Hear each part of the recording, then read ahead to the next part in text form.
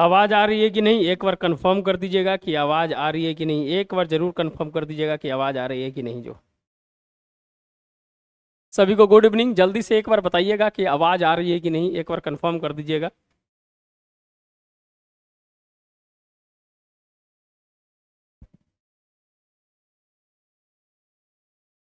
एक बार जरूर कंफर्म कर दीजिएगा। जल्दी से थोड़ा सा फास्ट आज करने का प्रयास करेंगे आज हम। जल्दी से बताइएगा आवाज आ रही है कि नहीं।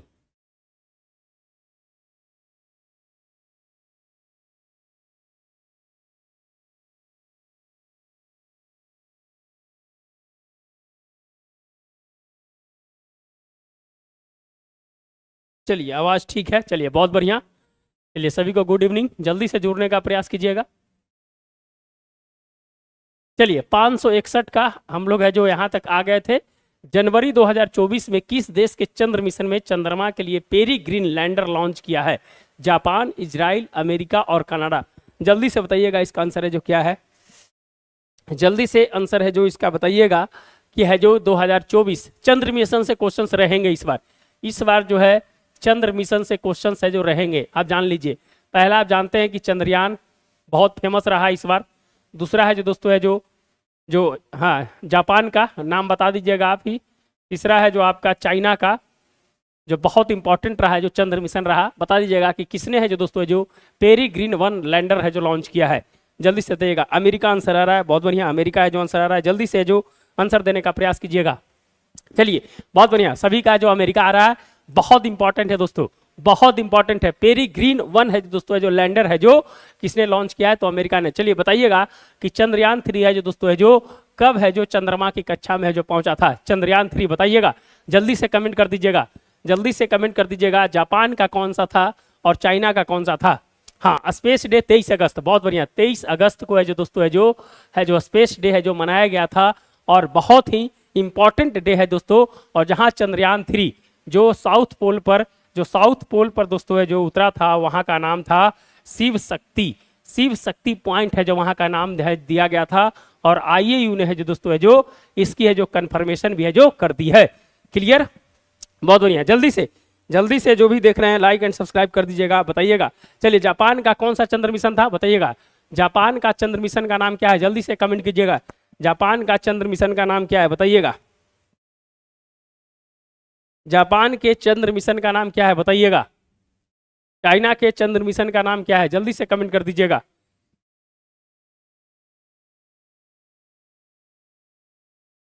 जल्दी से बताइए जापान का चंद्र मिशन का नाम।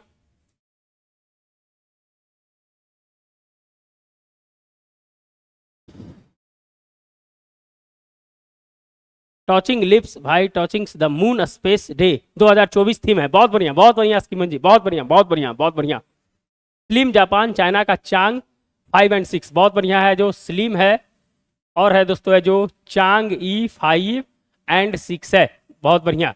और है दोस्तों है जो चंद्रयान 4 है जो अपना जाएगा, वो है जो चंद्रमा की सतह से जो मिट्टी लेकर आएगा। चलिए, तो इतना है जो बहुत इंपॉर्टेंट था आपके लिए, इसलिए जो बताने का प्रयास किए। चलिए आगे आ जाइए। निम्नलिखित में से कौन सा चंद्रगुप्त विक्रमादित्य की सभा के नवरत्नों में से शामिल था? धनवंतरी, अमर सिंह, शंकु, आर्यभट्ट, कालिदास और चरक।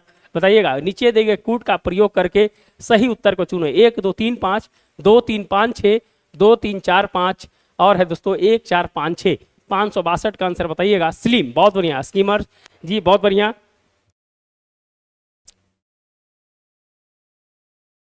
चलिए जल्दी से बताइएगा आंसर है जो क्या होगा। स्लिम जापान का, चाइना का है जो, बहुत बढ़िया। जल्दी से बताइएगा। निम्नलिखित में से कौन चंद्रगुप्त विक्रमादित्य की सभा के नवरत्नों में से शामिल था? धनवंतरी, अमर सिंह, शंकु, आर्यभट्ट, कालिदास और चरक। जल्दी से कमेंट कीजिएगा क्या है जो इसका सही आंसर होगा। जो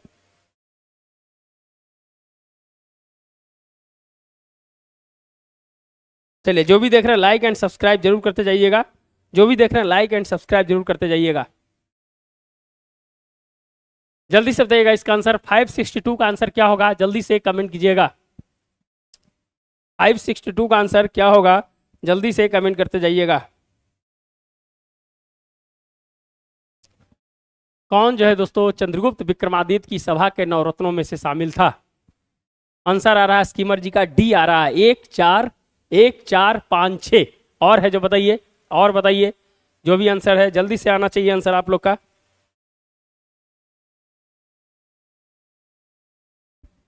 ये सब क्वेश्चन है जो आ रहा है 562 का ए आंसर आ रहा है। चलिए है जो सूरज जी का आंसर है जो ए है। चलिए बहुत बढ़िया है। धनवंतरी था, अमर सिंह था दोस्तों, फिर शंकु था, और है दोस्तों ये जो कालिदास था। आर्यभट्ट और चरक नहीं था दोस्तों। छाटने का प्रयास कीजिएगा, क्वेश्चन जो है इस तरह का रहे तो छाटने का प्रयास कीजिएगा। 4 और 6 नहीं था, तो जहां 6 है, जहां 6 है, जहां खत्म हो जाएगा सीधे है जो एक ऑप्शन से है जो आपका है जो आंसर निकल रहा था 1 2 3 5 है दोस्तों, है जो सही आंसर होगा। 1 2 3 5 है दोस्तों, है जो नवरत्नों में से शामिल था। 562 का ए आंसर होगा, 562 का ए आंसर होगा। चलिए बहुत बढ़िया, बहुत बढ़िया सूरज जी। ये है जो छाटने का प्रयास कीजिएगा, इस तरह के क्वेश्चंस में गलती नहीं होना चाहिए। आप एक ऑप्शन से है जो पूरा ऑप्शंस को छांट सकते हैं। चलिए निम्नलिखित में से कौन सा सही सुमेलित नहीं है? दुधवा राष्ट्रीय उद्यान उत्तर प्रदेश, हेमिस राष्ट्रीय उद्यान कर्नाटक, दाची-ग्राम राष्ट्रीय उद्यान जम्मू और दराह राष्ट्रीय उद्यान हरियाणा। इनमें से जो दोस्तों कौन सा सही सुमेलित नहीं है? इनमें से कौन सा सुमेलित नहीं है, ये है जो आपको बताना है। ये है जो दोस्तों राष्ट्रीय उद्यान के बारे में है, और कौन सा है जो दोस्तों है जो सही नहीं है, बताइएगा।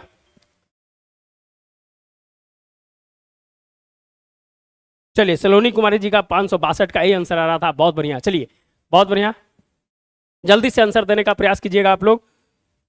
बताइएगा निम्नलिखित में से कौन सा सही सुमेलित नहीं है? दुधवा राष्ट्रीय उद्यान उत्तर प्रदेश, हेमिस राष्ट्रीय उद्यान कर्नाटक, दाची ग्राम राष्ट्रीय उद्यान जम्मू कश्मीर और दराह राष्ट्रीय उद्यान हरियाणा।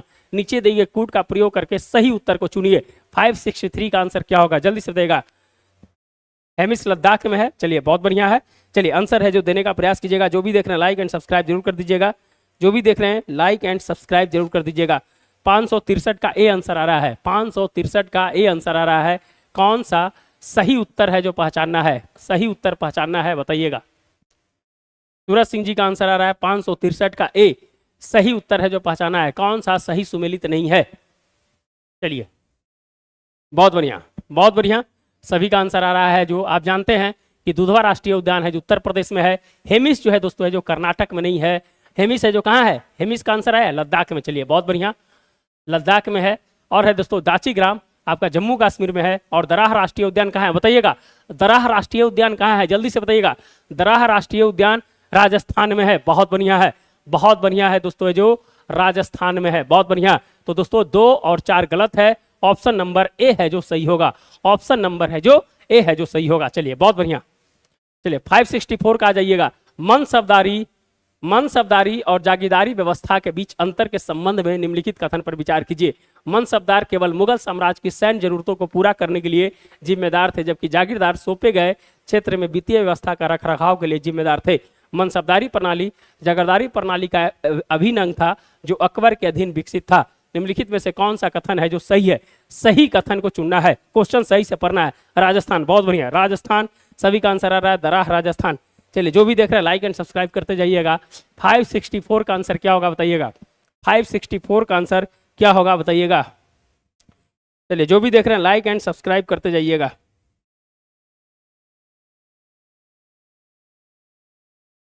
चलिए मनसबदारी और जागीरदारी व्यवस्था के बीच अंतर को संबंध में निम्नलिखित कथन पर विचार करना है, बताइएगा। 564 का आंसर क्या होगा?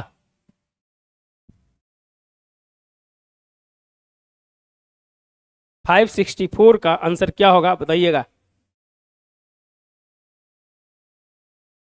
564 का सी आ रहा है, 564 का सी आ रहा है। चलिए और देखते हैं।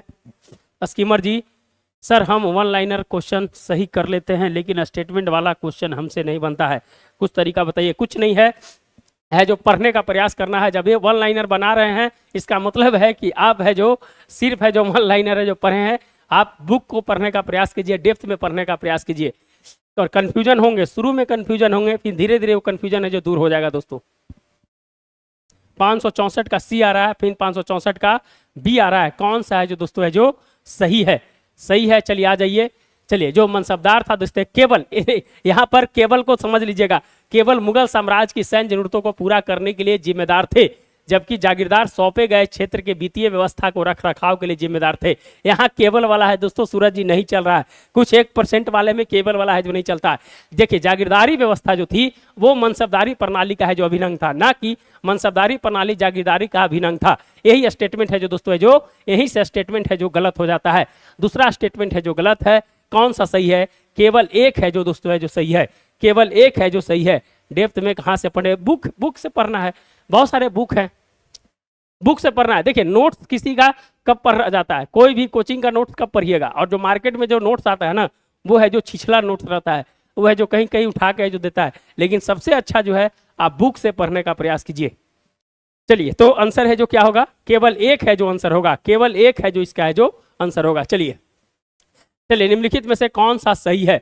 सरसरई नावर झील उत्तर प्रदेश, डल झील जम्मू कश्मीर, पिछौला झील राजस्थान और रूपकुंड है जो दोस्तों है जो हिमाचल प्रदेश। बताइएगा कौन सा है जो दोस्तों है जो इसमें सही सुमेलित है जो नहीं है, सही सुमेलित नहीं है बताइएगा। सरसरई नावर झील उत्तर प्रदेश, डल झील जम्मू कश्मीर, पिछौला झील राजस्थान और रूपकुंड है जो दोस्तों है जो हिमाचल प्रदेश। बताइएगा सर, आप अपना नोट्स दीजिए। कौन सा नोट्स के बारे में बोल रहे हैं? कौन सा नोट्स के बारे में बोल रहे हैं बताइएगा।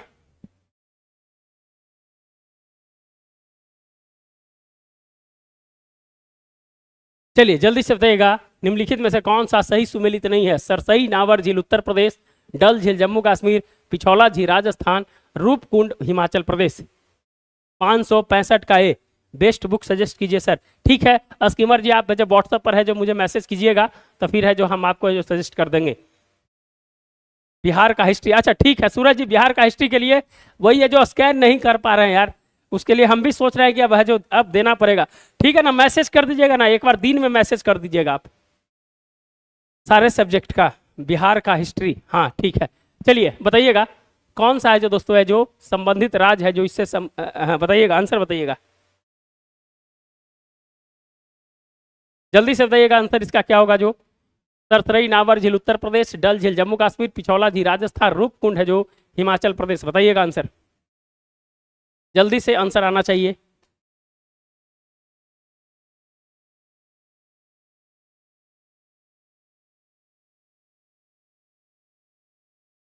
चलिए आंसर है जो आते रहना चाहिए। चलिए स्कीमर जी का आंसर डी आ रहा है। चलिए बहुत बढ़िया, डी है जो सुमेलित नहीं है। रूपकुंड कहाँ है? हिमाचल प्रदेश में नहीं है, कहाँ पर है बताइएगा? रूपकुंड कहाँ पर है? चर्चा में था हाल फिलहाल में, जल्दी से बताइएगा रूपकुंड कहाँ है? एक दिन पटना आते हैं, सारे नोट्स आपका फोटोकॉपी करके लेके जाएंगे। क्या कहते हैं? आइए ना पटना आइए ना। चलिए रूपकुंड उत्तराखंड में है, बहुत बढ़िया, उत्तराखंड में है, उत्तराखंड में है। चलिए पहला राज्य है दोस्तों जो यूसीसी को लागू किया है स्वतंत्रता के बाद, स्वतंत्रता के बाद है जो दोस्तों है जो पहला यूनिवर्सल सिविल कोड को लागू करने वाला राज्य है जो उत्तराखंड है। ध्यान रखिएगा क्वेश्चन है जो यूसीसी से इस बार आएगा, तो रूपकुंड है दोस्तों है जो हिमाचल प्रदेश में नहीं है, उत्तराखंड में है। चलिए रूपकुंड उत्तराखंड, चलिए बहुत बढ़िया। चलिए प्रोजेक्ट आकाश तीर के संबंध में निम्नलिखित कथनों पर विचार कीजिए। यह प्रोजेक्ट भारतीय वायुसेना से जुड़ा हुआ है। आकाश तीर परियोजना वायु रक्षा नियंत्रण को स्वचालित करने के लिए एक अग्रणी प्रयास के रूप में खड़ी हुई है। उपयुक्त कथनों में से कौन सा कथन सही है? केवल एक, केवल दो, एक दो, न तो एक न तो दो। जल्दी से बताइएगा। आर्टिकल 44 यूसीसी, बहुत बढ़िया, आर्टिकल 44 यूसीसी, इसको सुप्रीम कोर्ट ने डेथ आर्टिकल भी कहा है। आर्टिकल 44 को दोस्तों जो आर्टिकल 44 को सुप्रीम कोर्ट ने कहा था कि ये है जो डेथ आर्टिकल है, इसका कोई प्रयोग है दोस्तों है जो नहीं हो रहा है। इसका मतलब है जो ये मरा हुआ आर्टिकल के रूप में है जो दोस्तों है जो सुप्रीम कोर्ट ने इसकी है जो चर्चा की है। चलिए बताइएगा, आगे बताइएगा।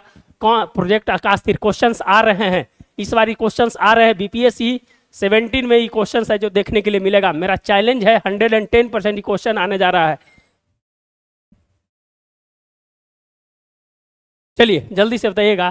प्रोजेक्ट आकाश तीर के संबंध में निम्नलिखित कथनों पर विचार कीजिए।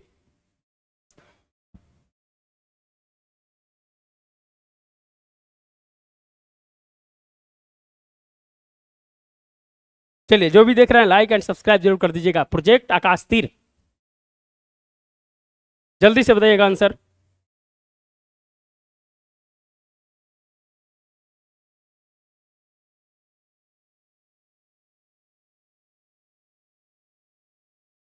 प्रोजेक्ट आकाश तीर के संबंध में निम्नलिखित कथनों पर विचार कीजिए। प्रोजेक्ट भारतीय वायुसेना से जुड़ा हुआ है।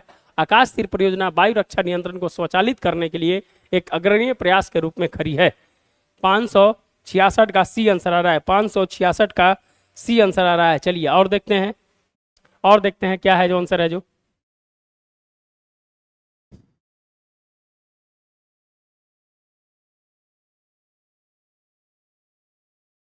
चलिए आगे आ जाइए। जो प्रोजेक्ट तीर है दोस्तों, प्रोजेक्ट तीर है, ये भारतीय वायुसेना का नहीं है, ये भारतीय सेना का है। ये भारतीय सेना का वायु रक्षा प्रणाली है। जिस प्रकार से इजराइल का आयरन डोम है, उस प्रकार से भारत है दोस्तों जो आकाश तीर परियोजना पर है जो काम कर रहा है। यह वायु रक्षा नियंत्रण को स्वचालित करने के लिए एक अग्रणी प्रयास के रूप में है। केवल 2 है जो ऑप्शन सही होगा, ध्यान रखिएगा। केवल 2 है जो ऑप्शन सही होगा, ध्यान रखिएगा। ये भारतीय वायुसेना का नहीं है, ध्यान है जो रखिएगा। ये भारतीय सेना का है जो दोस्तों जो अपने है जो वायु रक्षा प्रणाली के लिए है जो बनाया है। जिस प्रकार दोस्तों इजराइल का आयरन डोम काम करता है, इजराइल का जो आयरन डोम है जो काम करता है, ध्यान रखिएगा। जो आयरन डोम है यह है जो दोस्तों किसी भी मिसाइल को है जो पहले ही है जो खत्म कर देता है, उस प्रकार है जो भारत का आकाश तीर है जो बन रहा है। भारत का आकाश तीर है जो उसी प्रकार से है जो बन रहा है। तो दोस्तों है जो ये भारतीय वायुसेना का नहीं है, ये भारतीय सेना का है, लेकिन यह है जो वायु रक्षा नियंत्रण को स्वचालित करने के लिए एक अग्रणी प्रयास के रूप में खड़ी है। केवल 2 है जो सही आंसर होगा, केवल 2 है जो सही आंसर होगा। चलिए जो भी देख रहे हैं लाइक एंड सब्सक्राइब करते जाइएगा, जो भी देख रहे हैं लाइक एंड सब्सक्राइब करते जाइएगा। चलिए डोपिंग के संदर्भ में इस बार है जो पेरिस ओलंपिक हुआ है, डोपिंग से क्वेश्चन है जो पूछने के चांस है, इसीलिए दोस्तों इस क्वेश्चन को लाए हैं हम। डोपिंग के संदर्भ में निम्नलिखित कथनों पर विचार कीजिए। राष्ट्रीय डोपिंग रोधी एजेंसी स्थापना वर्ष 2010 में सोसाइटी पंजीकरण अधिनियम 1860 के अंतर्गत एक पंजीकृत सोसाइटी के रूप में की गई थी। इसका उद्देश्य भारत में डोपिंग मुक्त खेलों को संचालन करना था। खेल प्रतियोगिता में दूसरे पर बढ़त प्राप्त करने के लिए अवैध पदार्थों का सेवन करने का कार्य है जो डोपिंग है। कौन सा कथन सही है? 1 2 1 2, ना तो 1 ना तो 2। डोपिंग से क्वेश्चन इस बार बनेंगे। चलिए जल्दी से बताइएगा, जो भी देख रहे हैं लाइक एंड सब्सक्राइब भी करते जाइएगा, जो भी देख रहे हैं लाइक एंड सब्सक्राइब भी करते जाइएगा। 567 का आंसर बताइएगा, 567 का आंसर बताइएगा क्या होगा जो।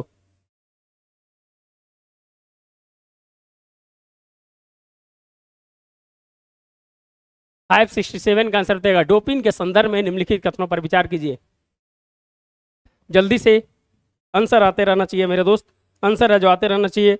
अपने दोस्तों को भी शेयर कर दीजिए जो बीपीएससी का दे रहे हैं एग्जाम, उनके लिए बहुत ही महत्वपूर्ण है, बहुत ही महत्वपूर्ण है, ध्यान रखिएगा। चलिए राष्ट्रीय डोपिंग के बारे में बताइएगा।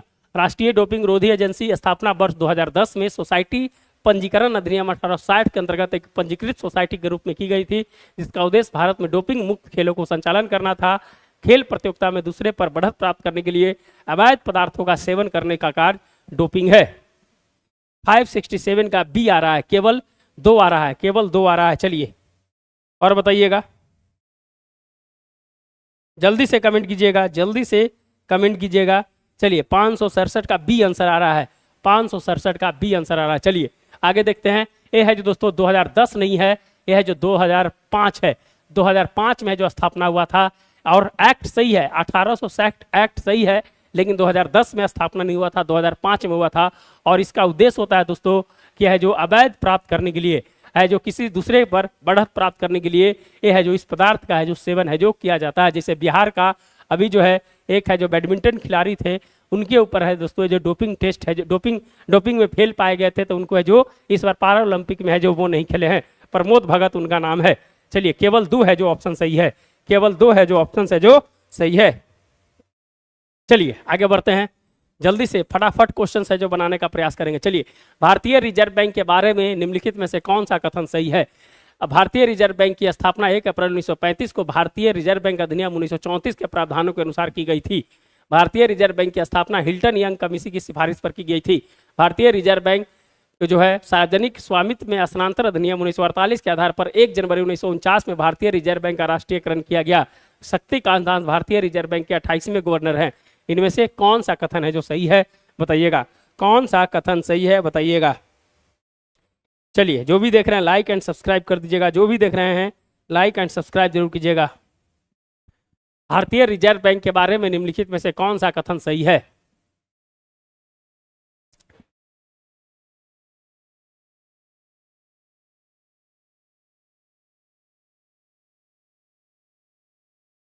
जल्दी से कमेंट कीजिएगा। 568 का आंसर क्या होगा बताइएगा।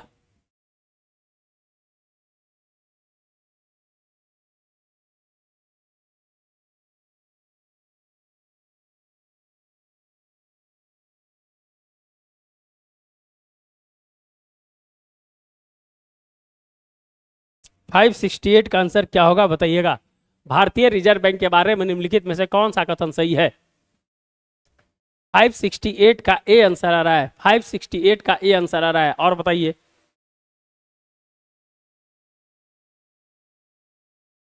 चलिए आगे देखते हैं। चलिए, दो आंसर तो क्लियर था आपका कि भैया 1935 के भारतीय अधिनियम एक्ट 1934 क्लियर है, फर्स्ट ऑप्शन। दूसरा है दोस्तों, इसकी स्थापना यंग हिल्टन कमीशन की सिफारिश पर हुआ था। और है जो राष्ट्रीयकरण तो 1949 में किया गया था ना, जो सार्वजनिक स्वामित्व स्थानांतरण अधिनियम 1948 के आधार पर 1 जनवरी 1949 को भारतीय रिजर्व बैंक का राष्ट्रीयकरण किया गया था। और है जो दोस्तों जो ये है जो 25वें गवर्नर है, कि में है जो 25वें गवर्नर है, तो चौथा ऑप्शन सिर्फ गलत होगा, 1 2 3 सही होगा। 1 2 3 है जो दोस्तों ऑप्शन सही होगा, ऑप्शन नंबर सी है जो सही होगा, ऑप्शन नंबर सी है जो सही होगा, ऑप्शन नंबर सी है जो सही होगा। 3 है जो दोस्तों सही है, A1 2 3 ऑप्शन है जो सही है। चलिए चलिए, निम्नलिखित में से निम्नलिखित जनजातीय कलाओं में उनके संबंधित राज्यों पर विचार कीजिए। पिथौरा कला गुजरात, गौंड चित्रकला मध्य प्रदेश, सौरा पेंटिंग उड़ीसा, माहेश्वरी सिल्क साड़ी मध्य प्रदेश, ढोकरा आभूषण पश्चिम बंगाल। उपयुक्त में से कितने जोड़े हैं जो सही सुमेलित हैं। जनजातीय कला, ये सब क्वेश्चन है जो दोस्तों जो नया प्रकार का नया क्वेश्चन है, और बीपीएससी अब घिसा पिटा क्वेश्चन नहीं पूछ रही है, तो इस प्रकार के क्वेश्चन है जो करके जाना बहुत इंपॉर्टेंट है। अब चलिए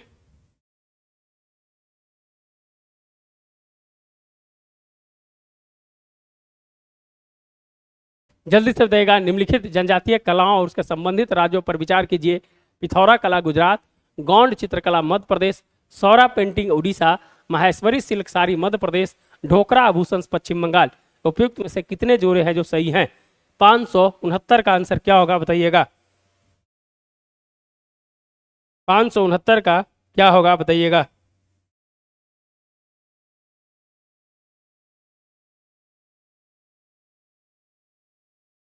चलिए, जो भी देख रहे हैं लाइक एंड सब्सक्राइब भी करते जाइएगा। चलिए, निम्नलिखित जनजातीय कलाओं के संदर्भ में उस राज्यों पर विचार कीजिए। 569 का आंसर क्या होगा बताइएगा।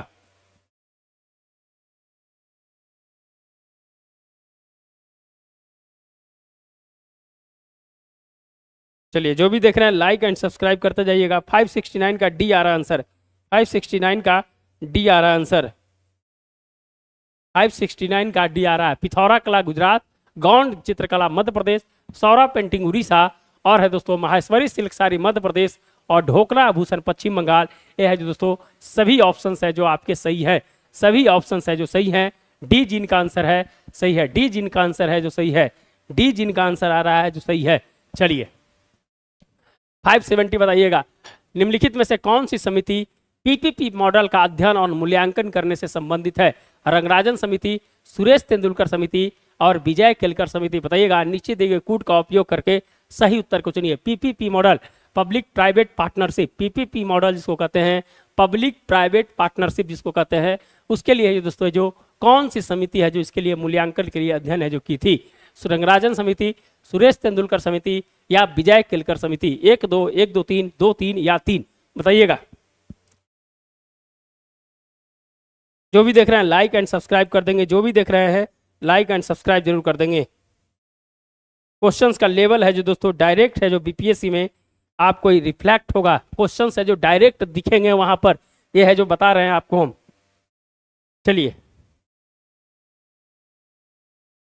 570 का बी आ रहा है, 570 का बी आ रहा है, सूरज जी का 570 का बी आ रहा है। और देखते हैं, और देखते हैं जो क्या है आंसर जो। चलिए, आप जानते हैं दोस्तों कि रंगराजन और सुरेश तेंदुलकर है दोस्तों है जो एक गरीबी आकलन से था, गरीबी आकलन से था। क्लियर है, क्लियर है कि नहीं।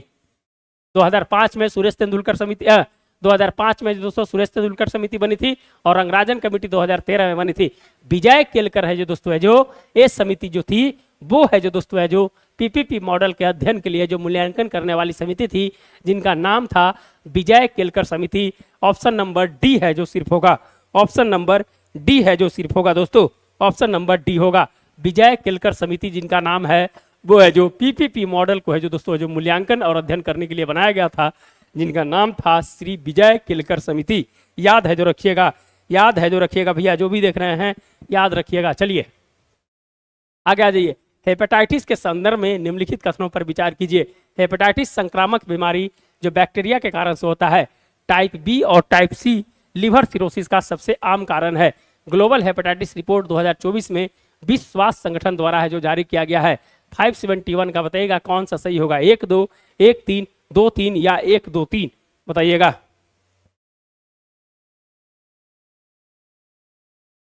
जल्दी से आंसर बताइएगा। जो भी देख रहे हैं लाइक एंड सब्सक्राइब करते जाइएगा, जो भी देख रहे हैं लाइक एंड सब्सक्राइब करते जाइएगा। हेपेटाइटिस के संदर्भ में निम्नलिखित कथनों पर विचार कीजिए। हेपेटाइटिस संक्रामक बैक्टीरिया से होता है। Type B type C liver cirrhosis का सबसे आम कारण है। ग्लोबल हेपेटाइटिस रिपोर्ट 2024 विश्व स्वास्थ्य संगठन द्वारा जारी किया गया है। बताइएगा 571 का आंसर क्या होगा। जो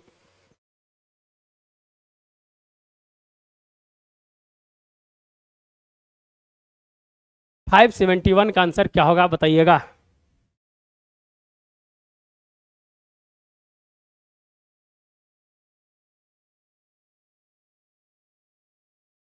जल्दी से बताइए। हेपेटाइटिस संक्रामक बैक्टीरिया एक है जो दोस्तों है जो बीमारी से, एक क्वेश्चन तो जरूर है जो आपको पूछा जाएगा, वो भी करंट से जोड़कर है जो पूछा जाएगा अभी। बताइएगा 571 का आंसर क्या होगा बताइएगा।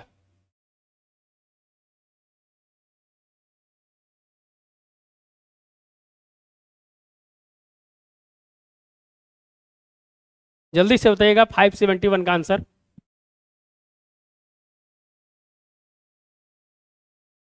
571 का डी आ रहा है, 1 2 3 आ रहा है, 1 2 3 आ रहा है। और बताइए, जो भी देख रहे हैं जल्दी से आंसर देने का प्रयास कीजिएगा।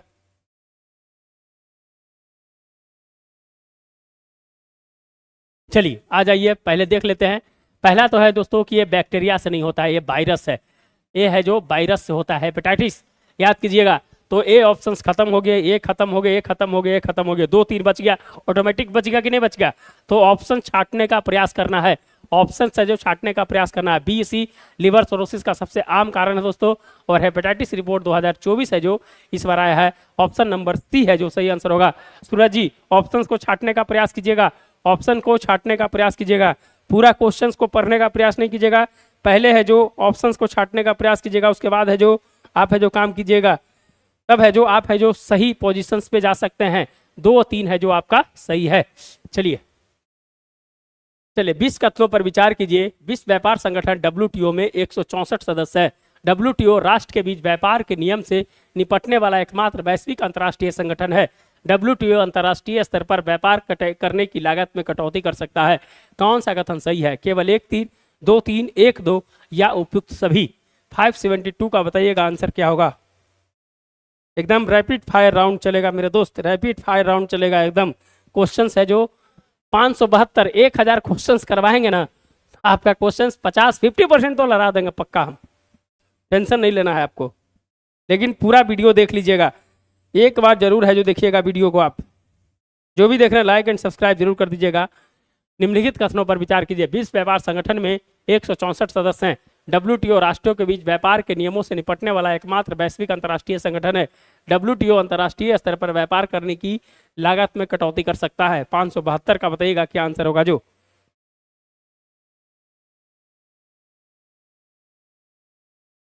572 का आंसर बताइएगा क्या होगा। जो भी देख रहे हैं लाइक एंड सब्सक्राइब करते जाइएगा, जो भी देख रहे हैं लाइक एंड सब्सक्राइब करते जाइएगा।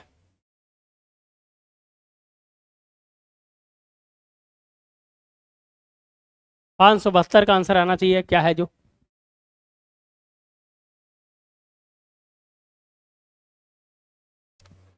जल्दी से बताइएगा 572 का क्या होगा। जो विश्व व्यापार संगठन में 164 सदस्य हैं। WTO राष्ट्रों के व्यापार के नियमों से निपटने वाला एकमात्र वैश्विक अंतर्राष्ट्रीय संगठन है। WTO ने अंतर्राष्ट्रीय स्तर पर व्यापार करने की लागत में कटौती कर सकता है।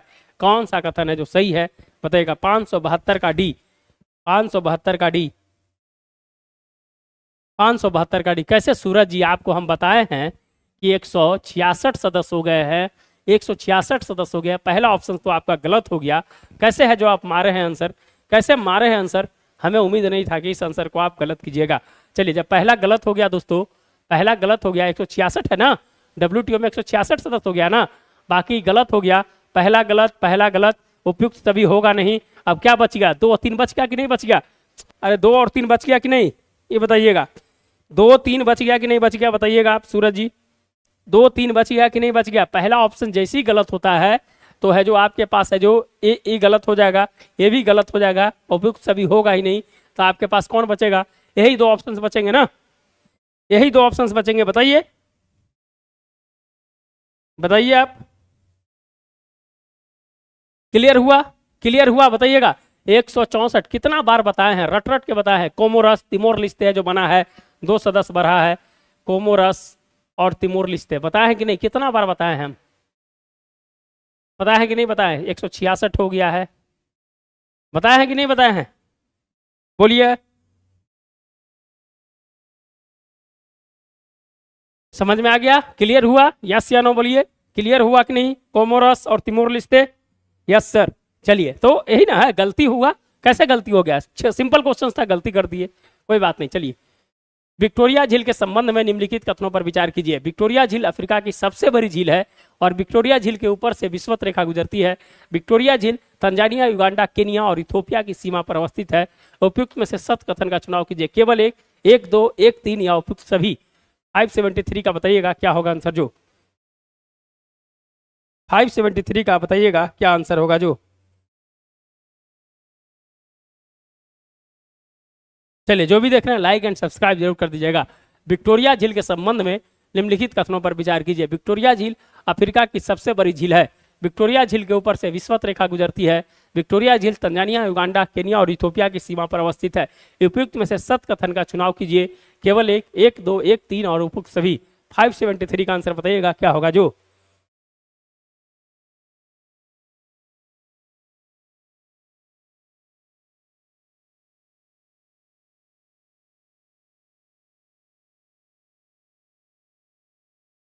फाइव 73 का सी आ रहा है, 573 का 1 और 3 आ रहा है। चलिए और बताइए। चलिए, हमने बताया था इस क्वेश्चंस को, याद कीजिएगा, इस क्वेश्चंस को बताया था मैंने कि अफ्रीका की सबसे बड़ी झील है। विक्टोरिया झील के ऊपर से विषुवत रेखा गुजरती है, लेकिन यह तंजानिया, युगांडा और केनिया, इथोपिया की सीमा पर नहीं है। इथोपिया की सीमा पर नहीं है, लिख लीजिएगा, इथोपिया की सीमा पर नहीं है। केवल 1 2 है जो सही आंसर होगा। इथोपिया की सीमा पर नहीं है, 1 2 है जो इसका सही आंसर होगा। 1 2 है जो इसका सही आंसर होगा। बहुत इंपॉर्टेंट है, इस तरह के क्वेश्चंस बीपीएससी के लिए फेवरेट क्वेश्चंस है, फेवरेट क्वेश्चन है दोस्तों, इसलिए इसीलिए लाए हैं। इथोपिया की सीमा पर है दोस्तों, है जो नहीं है, ध्यान रखिएगा सूरज जी, यह है जो ध्यान रखिएगा। चलिए, निम्नलिखित कथनों पर विचार कीजिए। चांदी के ऊपर काली परत व तांबे के ऊपर हरी परत का चढ़ना संक्षारण के उदाहरण है। बायरोधी बर्तनों में खाद्य सामग्री रखने से अपचयन की गति को बढ़ाया जाता है। तेलीय और वसा युक्त खाद्य सामग्री में उपचयन रोकने वाले पदार्थ प्रति ऑक्सीकारक मिलाए जाते हैं। चिप्स आदि बनाने वाली कंपनियां चिप्स के थैली में ऑक्सीजन हटाकर नाइट्रोजन जैसे कम सक्रिय गैस का प्रयोग करते हैं। उपयुक्त में से कितने कथन है जो सही है? केवल 2, केवल 3, सभी 4, कोई भी नहीं। जल्दी से बताइएगा आंसर।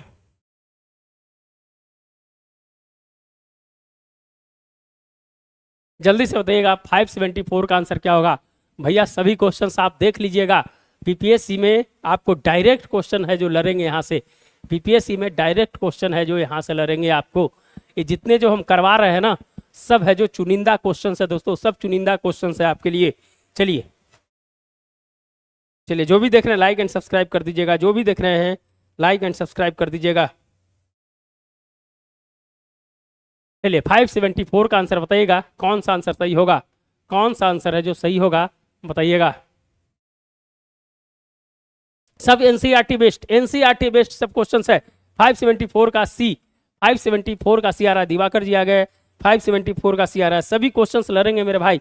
574 का बी आ रहा है, केवल 3 आ रहा है। चलिए, बहुत बढ़िया, बहुत बढ़िया आ रहा है आंसर। चलिए, चांदी के ऊपर काली परत एवं तांबे के ऊपर हरी परत का चढ़ना संचारण कहलाता है। बायरोधी बर्तनों में खाद्य सामग्री रखने से उपचयन की गति को है जो बढ़ाया नहीं जाता है भैया मेरे, ये है जो घटाया जाता है। तो दूसरा ऑप्शन गलत हो गए। तेलीय और वसायुक्त खाद्य सामग्री में उपचयन रोकने के लिए जो प्रति ऑक्सीकारक है जो मिलाए जाते हैं। और चिप्स में नाइट्रोजन, नाइट्रोजन का प्रयोग है जो किया जाता है। तो केवल 3 है जो सही है, केवल 3 है जो सही है। दूसरा ऑप्शन है जो आपका गलत है, दूसरा ऑप्शन है जो आपका है जो गलत है। चलिए, जो भी देख रहे हैं लाइक एंड सब्सक्राइब कर दीजिएगा, जो भी देख रहे हैं लाइक एंड सब्सक्राइब कर दीजिएगा। चलिए, अम्ल तथा क्षारकों के संदर्भ में निम्नलिखित कथनों पर विचार कीजिए। अम्ल स्वाद में खट्टे होते हैं जबकि क्षार कड़वे होते हैं। अम्ल नीले लिटमस को लाल कर देते हैं, क्षार लाल लिटमस पत्र को नीला कर देता है। अम्ल एवं क्षार की जांच के लिए मेथिल ऑरेंज और फिनाल्थेफ्रिन का प्रयोग किया जाता है। कितने कथन सही हैं? 2, 3, 4 या कोई भी नहीं, बताइएगा। चलिए, जो भी देख रहे हैं लाइक एंड सब्सक्राइब जरूर कर देंगे, जो भी देख रहे हैं लाइक एंड सब्सक्राइब जरूर कर देंगे, जो भी देख रहे हैं लाइक एंड सब्सक्राइब जरूर कर देंगे। चलिए, अम्ल तथा क्षार के संदर्भ में निम्नलिखित कथनों पर विचार कीजिए। सब बहुत सब बीपीए सब है जो एनसीईआरटी बेस्ड और सब क्वेश्चंस दिखाई देगा आपको एग्जाम में, पक्का हम कर रहे हैं। आप जाइएगा ना, मन खुश कर देगा आपको क्वेश्चन देख के। कहिएगा कि आपको पता था कैसे सर कि सब क्वेश्चन है जो पूछेगा। हम कहेंगे भैया मेरा एक्सपीरियंस है इसीलिए हम बताए थे आपको।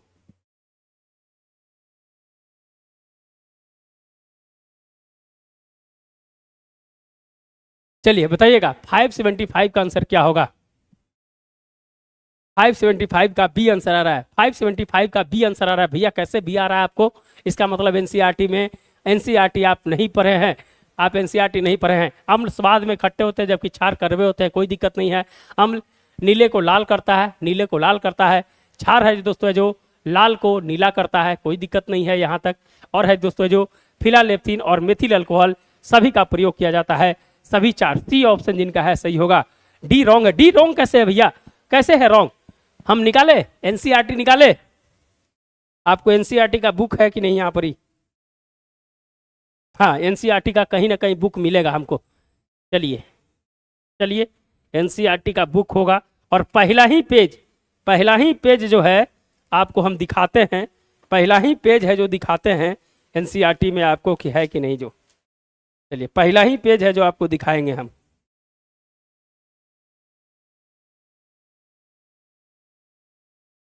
अम्ल और क्षार वाला कहाँ गया? कोशिका आ गया इधर, ल्यूकोप्लास्ट तक।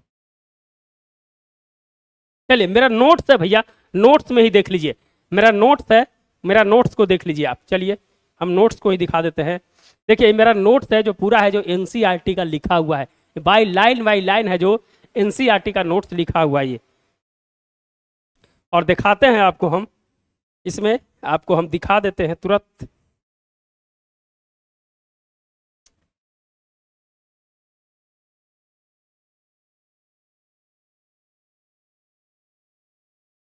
पहला ही पेज है, पहला ही पेज है, हम कहीं है जो पहला ही पेज में है जो देखे हैं, आपको दिखाते हैं। थोड़ा सा लाइन पे रहिए।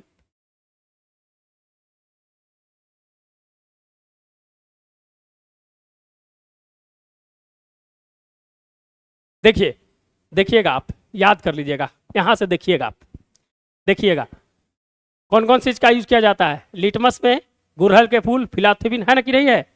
है कि नहीं है बताइए? है कि नहीं है जो बताइए यहाँ पर ही। ये है जो लिखा हुआ है, सब है जो दोस्तों एनसीईआरटी का लिखा हुआ है। देखिए, अम्ल और क्षार वाला जो है, ये है जो दोस्तों है जो ये पूरा लिखा हुआ है एनसीईआरटी से। है कि नहीं है? है कि नहीं बताइए? तो एनसीईआरटी बेस्ड, हाँ है ना। अम्लीय को रंगहीन बना देता है, देखिए ना, अम्लीय को रंगहीन बना देता है, क्षारीय को गुलाबी बना देता है। देख लिए, देख लिए, देख लिए, बताइए क्लियर हो गया? यस या नो बताइएगा।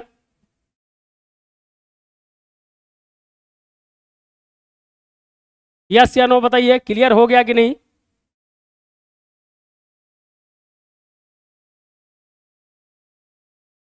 यस या नो बताइएगा, क्लियर हुआ कि नहीं क्लियर हुआ?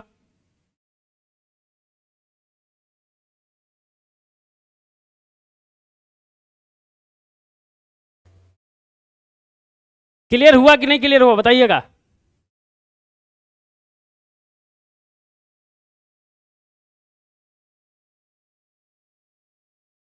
बना हुआ कि नहीं, क्लियर हुआ कि नहीं बताइएगा, यस या नो बताइए। Yes sir. चलिए, आगे बढ़ते हैं। पीएच मान के संदर्भ में निम्नलिखित कथनों पर विचार कीजिए। पीएच मान किसी भी विलयन की अम्लता या क्षयता को दर्शाता है। उदासीन विलयन का पीएच मान 7 होता है। किसी विलयन में हाइड्रोनिकम आयन की सांद्रता जितनी अधिक होगी उसका पीएच मान उतना ही अधिक होगा। शुद्ध जल का पीएच मान 7.4 और रक्त का पीएच मान है जो 7 होता है। इनमें से कितने कथन सही है? केवल 2, केवल 3, सभी 4 और कोई भी नहीं? बताइएगा। दिवाकर जी देख लिए ना, इसलिए गलती नहीं करना है, गलती नहीं करना है दिवाकर जी। चलिए बताइएगा। पीएच मान के संदर्भ में निम्नलिखित कथनों पर विचार कीजिए। पीएच मान किसी विलयन की अम्लता या क्षयता को दर्शाता है। उदासीन विलयन का पीएच मान 7 होता है। इसी विलयन में हाइड्रोनिक आयन की सांद्रता जितनी अधिक होगी उसका पीएच मान उतना ही अधिक होगा। शुद्ध जल का पीएच मान 7.4 होता है और रक्त का पीएच मान 7 होता है। कौन सा है जो सही है? बताइएगा। 576 का बी आ रहा है, 576 का बी आ रहा है, 576 का ए भी आ रहा है, दिवाकर जी का ए आ रहा है और है जो बी आ रहा है। चलिए देख लेते हैं भैया बी और ए में क्या अंतर है, जो कैसे ए आया कैसे बी आया। चलिए अब आ जाइए। पीएच मान किसी विलयन की अम्लता या क्षारीय को दर्शाता है, क्लियर हो गया। पीएच का मान 7 होता है। उदासीन का आप जानते हैं 7 उदासीन में आता है, क्लियर हो गया। किसी विलयन में हाइड्रोनियम आयन की सांद्रता जितनी अधिक होगी उसका पीएच मान उतना ही अधिक नहीं होगा, कम होगा ना, कम होगा। तो तीसरा ऑप्शन है जो गलत है। शुद्ध जल का पीएच मान 7.4 नहीं होता है, 7 होता है और रक्त का पीएच मान 7.4 होता है। तो केवल 2 ए ऑप्शन जिनका आ रहा है सही है। ए है 3 and 4 आर इनकरेक्ट, बहुत बढ़िया। 3 and 4 आर इनकरेक्ट, बहुत बढ़िया। 3 and 4 आर इनकरेक्ट एंड बहुत बढ़िया, बहुत बढ़िया। और 1 and 2 सही है। कंसेप्ट वाला क्वेश्चन है, सब है जो कंसेप्ट है। देखिए हम सिंपल सी बताते हैं कि आप जितना समय वन लाइनर में बिताते हैं, आप थोड़ा सा भी है अगर पढ़ते हैं अगर एनसीईआरटी को, तो थोड़ा तकलीफ होगा पढ़ने में, शुरू में पता नहीं चलेगा, लेकिन जैसे जैसे पढ़िएगा ना आपका कंसेप्ट है जो क्लियर होते चले जाएगा। और सब चीज़ सही नहीं होता यार, 50% सही करना है, 100% किसी का नहीं होता है, इसीलिए 50% गलत बताना है। हाँ नहीं नहीं गलत नहीं बताना है, सही बताना था ना। अच्छा कितने गलत है? अच्छा तो ठीक है, तो 2 ही गलत है ना, 2 सही है, 2 सही है 2 गलत है। चलिए 2 सही है 2 गलत है। चलिए गलत भी बताना है तो 2 गलत है ना, 2 गलत है। चलिए 2 सही है। चलिए अम्लीय वर्षा के संदर्भ में निम्नलिखित कथनों पर विचार कीजिए। सल्फर डाइऑक्साइड और नाइट्रोजन ऑक्साइड अम्लीय वर्षा के लिए जिम्मेदार कारक है। जब वर्षा में जल का पीएच मान 5.6 से अधिक हो जाता है तो अम्लीय वर्षा कहलाती है। अम्लीय वर्षा का जल जब नदी में प्रवाहित होता है तो वह नदी के जल का पीएच मान को बढ़ा देता है। उपयुक्त में से कौन सा कथन सही है? 1 2 2 3 3 या 1 2 3? चलिए जो भी देख रहे हैं लाइक एंड सब्सक्राइब कर दीजिएगा। अगर आपको अच्छा लग रहा है तो लाइक एंड सब्सक्राइब जरूर कीजिएगा। जो भी देख रहे हैं लाइक एंड सब्सक्राइब जरूर कर देंगे मेरे भाई। बताइएगा 577 एकदम जान लीजिए कि जो भी क्वेश्चंस है एकदम रट लीजिए मेरे भाई, लिख लीजिए, रट लीजिए। एकदम हम कहते हैं कि 13/12/2024 को ये सब क्वेश्चंस है जो आपके वहां दिखाई देंगे और आपका मन है ना जब प्रफुल्लित हो जाएगा कि हाँ जो भी बताया सर हमारे लिए कारगर साबित हुआ। हम आपको एकदम चैलेंज कर रहे हैं कि क्वेश्चन डायरेक्ट लड़ेंगे वहां पर।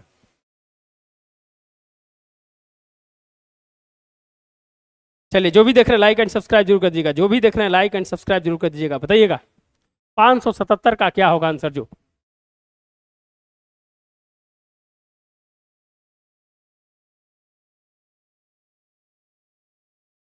577 का आंसर क्या होगा बताइएगा।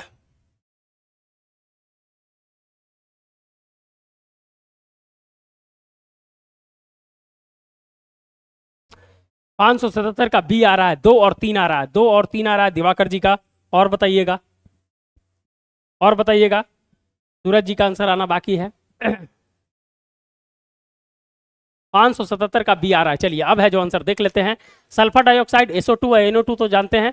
यह है जो दोस्तों है जो ये है जो अम्ल वर्षा के लिए तो जरूरी है। क्लियर हो गया, पहला ऑप्शन तो सही हो गया।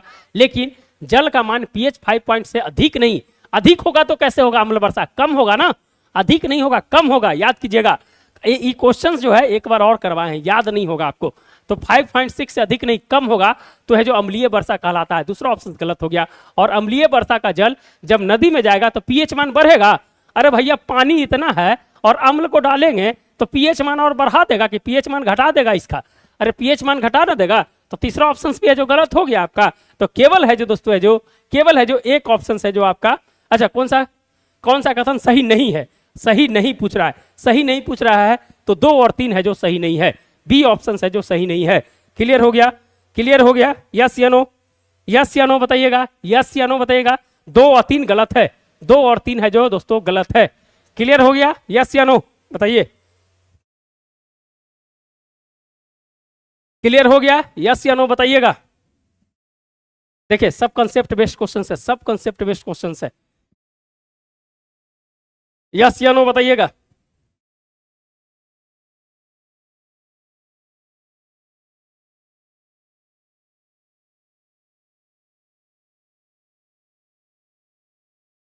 यस, क्लियर हो गया। चलिए आगे बढ़िए। धातुओं की अभिक्रियाशील के संबंध में निम्नलिखित कथनों पर विचार कीजिए। किसका है जो दोस्तों, यह है जो सबसे अधिक अभिक्रियाशील से सबसे कम होता है। तो पोटेशियम, मैग्नीशियम, सोडियम, सिल्वर और हाइड्रोजन। अगर आप पढ़े होंगे चार्ट, अगर अगर लुसेंट में भी चार्ट अगर देखे होंगे तो है जो आप जरूर इस क्वेश्चन को कर लीजिएगा। बहुत इंपॉर्टेंट क्वेश्चन है, बार बार पूछा जाता है क्वेश्चन अभिक्रियाशील के बारे में। सबसे नीचे है जो दोस्तों सोना है, चांदी रहता है, याद कर लीजिए। जो चार्ट है लुसेंट में भी ये चार्ट है जो दिया हुआ है, आप देखिएगा तो। चलिए बताइएगा अब क्रियाशील वाला बताइए। जो भी देख रहे हैं लाइक एंड सब्सक्राइब कर दीजिएगा, लाइक एंड सब्सक्राइब करते जाइएगा मेरे भाई। 578 का ए आंसर आ रहा है, 578 का ए आंसर आ रहा है। 1 2 3 4 5, 1 2 3 4 5, सीधा सीधा लड़ा दिए, सीधा सीधा लड़ा दिए है सूरज जी। चलिए देखते हैं क्या है जो आंसर, जल्दी से बताइएगा आप लोग,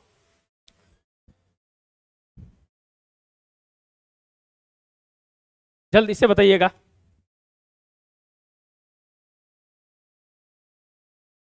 578 का डी आ रहा है, 578 का डी आ रहा है। चलिए चेंज किए हैं, 1 3 2 4 5, 1 3 2 4 5। चलिए बहुत बढ़िया।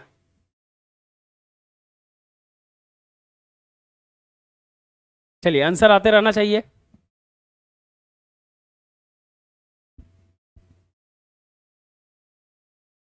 चलिए इसका भी ट्रिक है, इसका भी ट्रिक अगर हम बताएंगे, लिखा हुआ है पोसे केम एली, ऐसे करके कुछ ट्रिक है, आपको वो भी ट्रिक है जो याद करवा देते हैं। अभी हम याद करवा देते हैं उस ट्रिक को, थोड़ा सा रहिए आप। हाँ देखिए ट्रिक याद कर लीजिएगा, ट्रिक याद, हाँ बहुत बढ़िया, डी सही है, डी सही है, डी सही है। इसका ट्रिक है जो देख लीजिएगा क्या है जो ट्रिक है, जो जब हम पढ़ते थे उस समय का मेरा बनाया हुआ है, दिख रहा होगा ना। पोसे कैम एजी आले, पोसे कैम एजी आले, potassium, sodium, calcium, magnesium, aluminium, zinc, iron, lead, hydrogen, copper, mercury, सोना, चांदी, जो बताए थे हम अभी कि लास्ट में सोना चांदी है। तो पोसे कैम एजी आले, ये है जो याद कर लीजिएगा, देख लीजिएगा। यही है जो दोस्तों सबसे ज्यादा अभिक्रियाशील से घटते हुए कम अभिक्रियाशील। यही क्वेश्चन है जो 68 में पूछा था कि धातु को जब जल में मिलाते हैं तो कौन सी गैस निकलती है। यही क्वेश्चन है जो एनसीईआरटी का उठा के पूछ दिया था। तो पोसे कैम एजी आले याद कर लीजिएगा, पोसे कैम एजी आले। ये है जो कुछ कुछ क्वेश्चंस को याद करना पड़ता है अभी, तो कुछ कुछ याद कर लीजिएगा। तो चलिए पोसे कैम, पोटेशियम, सोडियम, पोसे कैम, तो 1 3 मेरा मिल गया। डी ऑप्शन है जो आपका सही हो जाएगा, डी ऑप्शन है जो सही हो जाएगा। चलिए क्लियर हो गया। तो इस तरह के भी आप है जो बना लीजिएगा। तो पोसे कैम एजी आले हम लोग उस समय पढ़ते थे, तो उस समय का लिखा हुआ है, बहुत पुराना हो गया अब। तो पोटेशियम, सोडियम, और उसके बाद है जो दोस्तों है जो मैग्नीशियम हो जाएगा, उसके बाद हाइड्रोजन हो जाएगा, उसके बाद सिल्वर, सबसे लास्ट में सोना चांदी बताए थे। तो सबसे लास्ट में 4 में चल जाइए, 4 में चल जाइए, एक ही ऑप्शन से आपका आंसर निकल जाएगा, एक ही ऑप्शन से आपका आंसर निकल जाएगा। चलिए निम्नलिखित कथनों पर विचार कीजिए। हमारे शरीर में नियंत्रण एवं समन्वय का कार्य तंत्रिका तंत्र तथा हार्मोन का है। इंसुलिन, थायरोक्सिन और एस्ट्रोजन पादप हार्मोन के उदाहरण हैं। दो तंत्रिका कोशिका के मध्य खाली स्थान को द्रुमिका कहा जाता है। उपयुक्त में से कौन सा कथन है जो गलत है, बताइएगा कौन सा कथन है जो गलत है 579 का।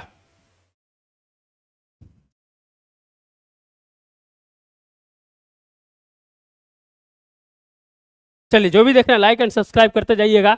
बताइएगा हमारे शरीर का नियंत्रण समन्वय का कार्य तंत्रिका तंत्र करती है।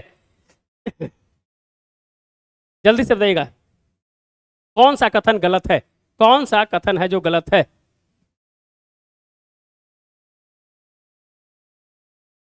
कौन सा कथन है जो गलत है बताइएगा।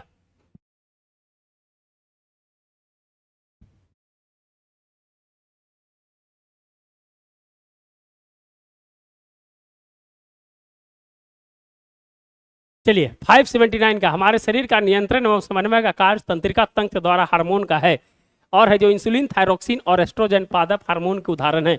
दो तंत्रिका कोशिका के मध्य खाली स्थान को द्रुमिका कहते हैं। 579 का बी आ रहा है, 579 का बी आ रहा है।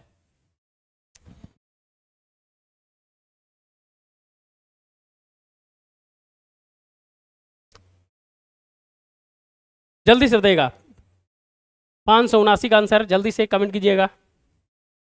579 का बी आ रहा है। चलिए बहुत बढ़िया, बहुत बढ़िया। इसी तरह से छाटने का प्रयास कीजिएगा। अगर कोई क्वेश्चन नहीं बुझा है तो पहला तो है समन्वय तंत्रिका तंत्र, तो कौन सा गलत है, तो एक नंबर तो नहीं होगा, ये भी कट गया, ये भी कट गया। अब है जो 2 और 3 बच गया है, तो दोस्तों है जो एस्ट्रोजन पादप हार्मोन है जो, ये सब नहीं है।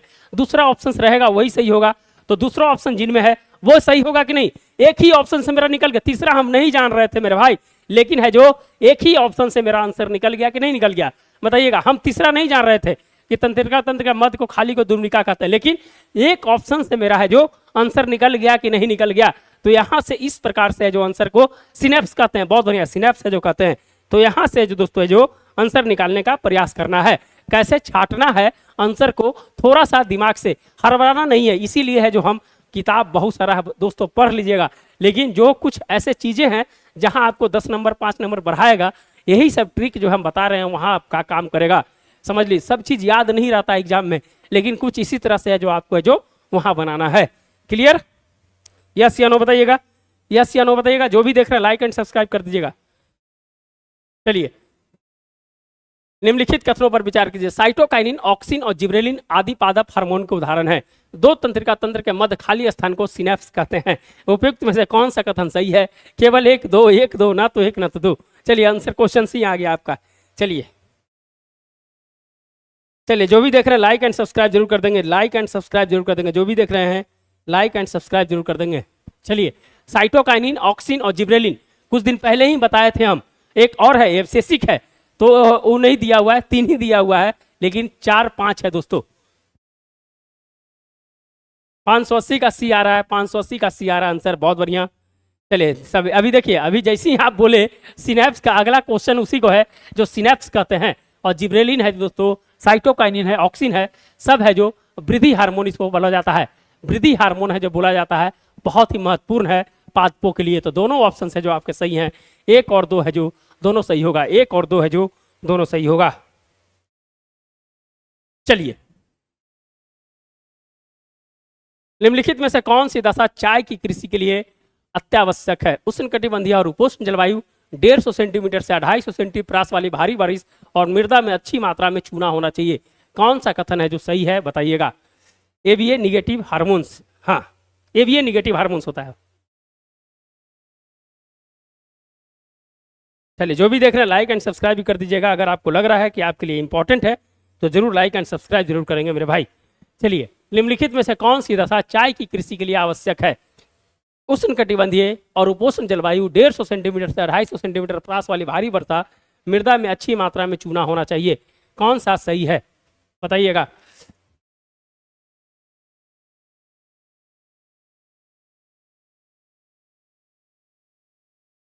पाँच सौ 81 का ए आ रहा है, 1 2 3 आ रहा है। चलिए और देखते हैं। 581 का बी आ रहा है, 500 का बी आ रहा है, 581 का बी आ रहा है। चलिए और देखते हैं। चलिए बहुत बढ़िया। और किन्हीं का आंसर आया? नहीं आ रहा है। चलिए तो उष्णकटिबंधीय और उपोष्ण कटिबंधीय 150 से 250 सेंटीमीटर बारिश कहाँ होता है भैया? यहाँ से जब है जो मानसून चलती है तो 150 से 200 सेंटीमीटर बारिश है जो नॉर्थ ईस्ट में ले जाकर बिकती है। और सबसे ज्यादा है जो दोस्तों चाय के लिए अनुकूलित जो है वातावरण दोस्तों जो नॉर्थ ईस्ट में है, जानते हैं दार्जिलिंग वाला इलाका, जहां है जो 200 सेंटीमीटर के आसपास बारिश होती है, 150 से 200 सेंटीमीटर के पास। तो उष्णकटिबंधीय और उपोष्ण कटिबंधीय जलवायु और है जो 150 से 200 सेंटीमीटर। अरे भैया मेरे, अगर चूना रहेगा दोस्तों तो है जो चाय की खेती होगी, चाय की खेती होगी। बताइए चाय की खेती होगी सूरज जी? कैसे है चाय की खेती है जो चूना वाला में करवा रहे हैं आप? अरे चूना वाले में चाय की खेती मत करवाइए आप, समझ गए? चूना वाले में चाय की खेती मत करवाइएगा मेरे भाई, याद कर लीजिएगा। चूना वाले में चाय की खेती नहीं करवाना है सूरज जी, ध्यान रखिएगा।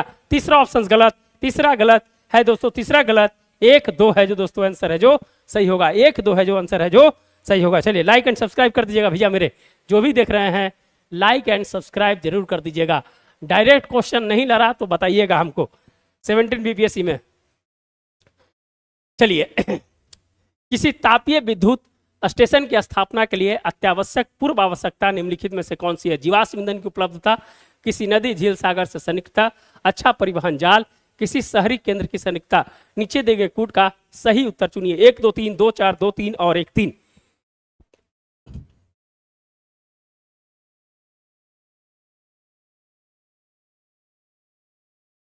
सभी क्वेश्चंस को है जो हम उसी प्रकार से है जो ला रहे हैं जो आपके लिए बहुत ही महत्वपूर्ण है। आपका 1 घंटा जो है हमारे लिए बहुत ही महत्वपूर्ण है और हमारे लिए तो बहुत ज्यादा महत्वपूर्ण है दोस्तों, जो आपको इस टाइम को निकाल कर हम देते हैं।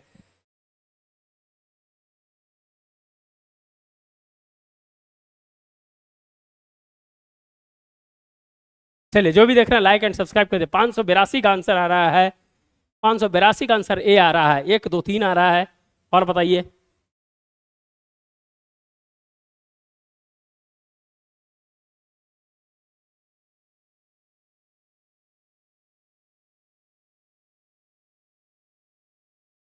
582 का आंसर बताइएगा। 582 का ए। चलिए बहुत बढ़िया, सिंपल सा छाटने का प्रयास करना था कि जो किसी शहरी केंद्र की सन्निकटता है जो नहीं होना चाहिए। एक ही ऑप्शन छट जाएगा, 1 2 3 तीनों है जो सही है। जीवाश्म ईंधन ताप के लिए क्या चाहिए? 57% दोस्तों है जो भारत में कोयला से जो ताप बिजली बनती है, तो जीवाश्म ईंधन जरूरी ही है। किसी नदी झील झरना, पानी की बहुत ज्यादा जरूरत होती है तो नदी झरना जल भी चाहिए। देखिए जो भी है जो पावर प्लांट है जहां पर है जो कोई ना कोई बड़ी नदी है, और अच्छा परिवहन लॉजिस्टिक है जो ले जाने के लिए है जो दोस्तों है जो माल को ले जाया जाएगा, कच्चा माल को, उसके लिए लॉजिस्टिक है जो सही होना चाहिए, अच्छा परिवहन जाल होना चाहिए, लेकिन कोई शहरी केंद्र नहीं होना चाहिए वहां पर। क्लियर हो गया? क्लियर हो गया मेरे भाई? जो भी देख रहे हैं लाइक एंड सब्सक्राइब कर दीजिएगा। क्लियर हो गया ना? कोई दिक्कत? कोई दिक्कत बताइएगा। चलिए निम्नलिखित में से कौन सा एक स्थानीय पवन जो साइबेरिया के बाहर की ओर प्रवाहित होता है? बोरा, पुर्गा, मिस्टल और हिम झंझावत। चलिए जो भी देख रहे हैं लाइक एंड सब्सक्राइब कर दीजिएगा। जो भी देख रहे हैं लाइक एंड सब्सक्राइब कर दीजिएगा। निम्नलिखित में से कौन सा एक स्थानीय पवन है जो साइबेरिया से बाहर की ओर प्रवाहित होता है? बताइएगा। सर इकोनॉमिक्स वाला बुक का डेली स्कैन करके भेज दीजिए ना। दिवाकर जी डेली स्कैन करके भेज दें। कहाँ रहते हैं आप? आइए ना, एगो बुक खरीद देते हैं आपको। आप आइए ना, ले लीजिए एगो बुक हमसे। अब हम आपको बुक दें, वो कहे कि उसमें बहुत सारा टिक लगा हुआ है, उसको भेजेंगे तो आप नहीं पढ़ पाइएगा। हम खुद पढ़े हैं, उसको पूरा पढ़ लिए हैं। तो आप आइए ना, हम आपको एक बुक दे देते हैं सीधा।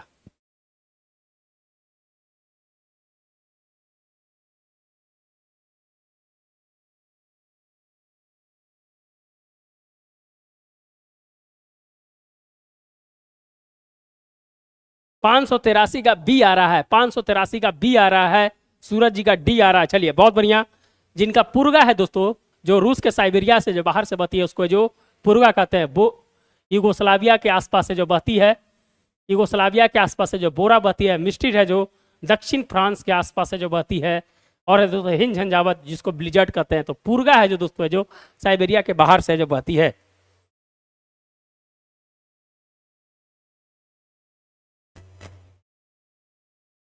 पोस्टल पार्क सर, ठीक है, कॉल कीजिए ना आप हमको। शनिवार और संडे को कोई एक कॉल कीजिए आप। शनिवार या संडे को कॉल कीजिए, किस दिन आप फ्री हैं सर, उस दिन हम आएंगे आपसे मिलने। आइए ना शनिवार को, इस बार है जो नहीं, शनिवार को मीटिंग है मेरा, तो आप जो संडे को आइए ना, संडे को फ़ोन कीजिएगा तो हम आएंगे। संडे को फ़ोन कीजिए आप। चलिए ring of fire, ring of fire के निम्नलिखित कथनों में से कौन सा सही है? रिंग ऑफ फायर अग्नि वलय के बारे में निम्नलिखित कथनों में कौन सा सही है? यह अभिसरण पट्टिका सीमाओं का क्षेत्र है, यह एक सक्रिय भूकंपीय ज्वालामुखी क्षेत्र है, यह गहरी खाई से संबंधित है। नीचे दिए गए कूट का प्रयोग कर सही उत्तर चुनिए। केवल 1 2 2 3 1 या 1 2 3। 584, 584 बताइएगा क्या है जो 584 बताइएगा। रिंग ऑफ फायर, बहुत इंपॉर्टेंट क्वेश्चन है, यहां से क्वेश्चन पूछे जाएंगे। रिंग ऑफ फायर,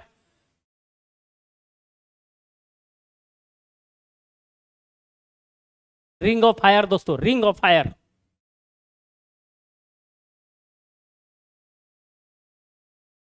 584 का बताइएगा। 584 का डी आंसर आ रहा है, 584 का डी आंसर आ रहा है। चलिए आप बताइए।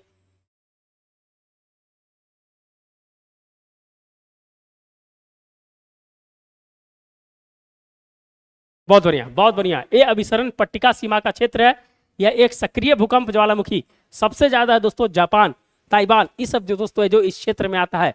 और है जो दोस्तों है जो सबसे ज्यादा भूकंपीय जोन है रिंग ऑफ फायर। आप जब पिक्चर देखे होंगे ना, तो पूरा इस प्रकार से है, प्रशांत महासागर से लेके पूरा हिंद महासागर का पूरा क्षेत्र है दोस्तों है जो इस पूरा है जो रिंग ऑफ फायर के क्षेत्र में जो पड़ता है। और यह गहरी खाई से संबंधित है। डी ऑप्शन है जो सही है, डी ऑप्शन है जो सही है। चलिए, क्लियर हो गया।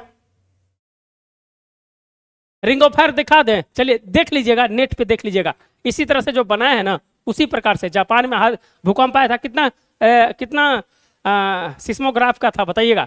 जो भूकंप अभी आया था जापान में, वह जो कितना सिस्मोग्राफ का था बताइएगा। क्वेश्चन पूछ सकता है, बताइएगा। चलिए वो क्वेश्चन है जो बोल देते हैं अभी। ताइवान में और जापान में दोनों में आया था, बताइएगा।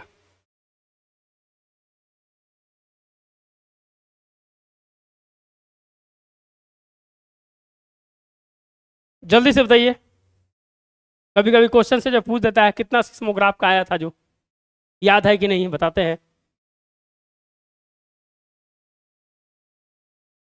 नहीं 7.8 नहीं, 7.4 था। 7.4 था। हम है जो पेपर वाला जब पढ़ा रहे थे सीरीज, उसमें है जो आपको बताए थे, याद होगा। 7.4 था दोस्तों, 7.4 था, ध्यान रखिएगा। कभी कभी है जो इस तरह के भी क्वेश्चन है जो बीपीएससी पूछ देता है, इसलिए ध्यान रखिएगा। चलिए, निम्नलिखित में से कौन सी हिमालय वनस्पति जाति 1800 से 2600 मीटर की ऊंचाइयों के बीच पाई जाती है? साल, चीर, स्प्रूस और देवदार। 584 बताइएगा क्या होगा आंसर जो।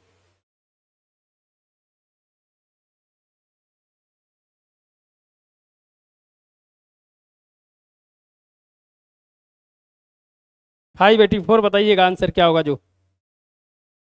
निम्नलिखित में से कौन सी हिमालय वनस्पति जाति 1800 से 2600 मीटर की ऊंचाइयों के बीच पाई जाती है?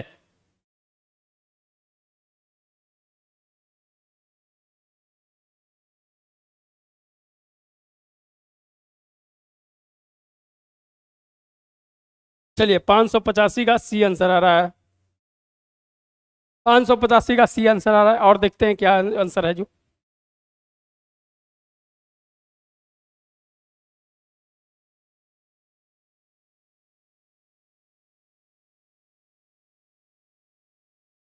जल्दी से बताइएगा आंसर।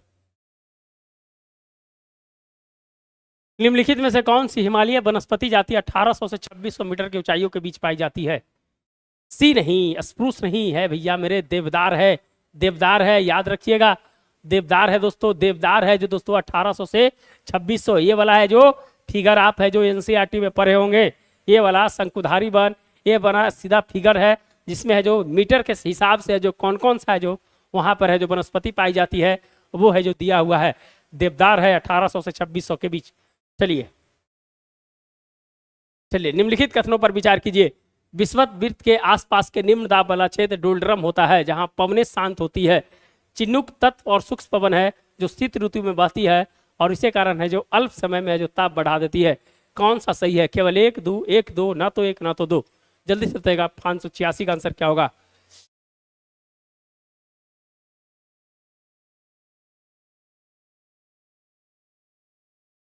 देखिए, कभी कभी है जो बेस्ट ऑप्शंस होता है, जो सबसे बेस्ट ऑप्शंस होता है ना, उसको चुनते हैं। समझ गए? चार्ट भी है।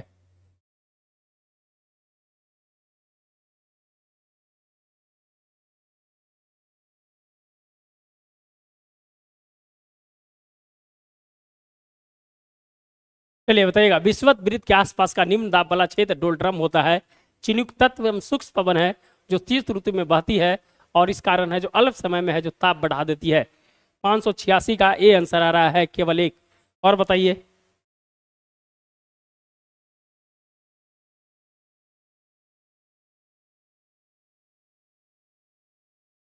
586 का बताइएगा।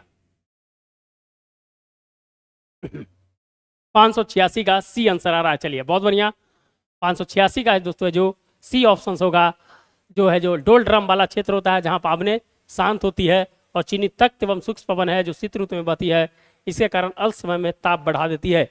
1 और 2 दोनों सही होगा, 1 और 2 दोनों सही होगा। चलिए, निम्नलिखित में से कौन सा ऐतिहासिक जीवनी साहित्य नहीं है?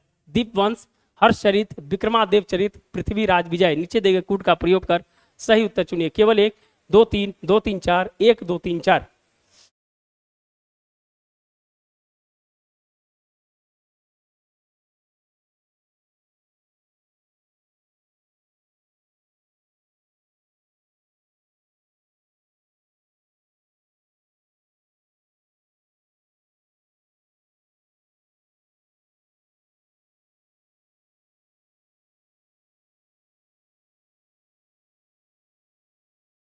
पाँच सौ सतासी का बताइएगा कौन सा है जो दोस्तों ऐतिहासिक जीवनी साहित्य नहीं है?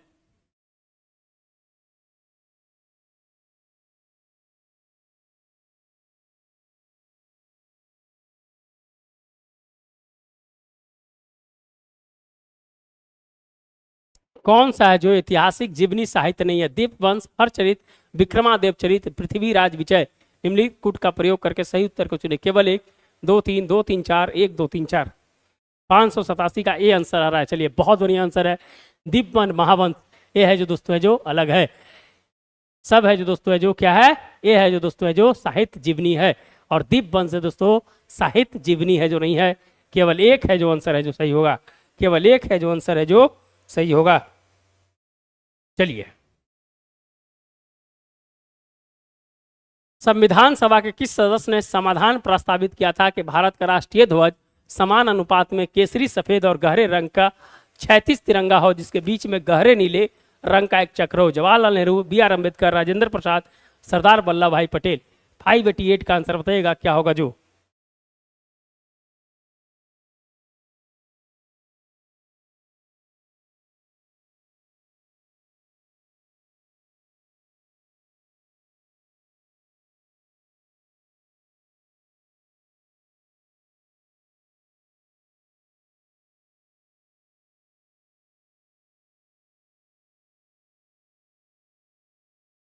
फाइव एटी एट का बताइएगा क्या आंसर होगा जो। संविधान सभा के किस सदस्य ने समाधान प्रस्तावित किया था कि भारत का राष्ट्रीय ध्वज समान अनुपात में केसरी, सफेद और गहरे रंग का 36 तिरंगा हो, जिसके बीच में गहरे नीले रंग का एक चक्र हो? जवाहरलाल नेहरू, बी आर अम्बेडकर, राजेंद्र प्रसाद, सरदार वल्लभ भाई पटेल।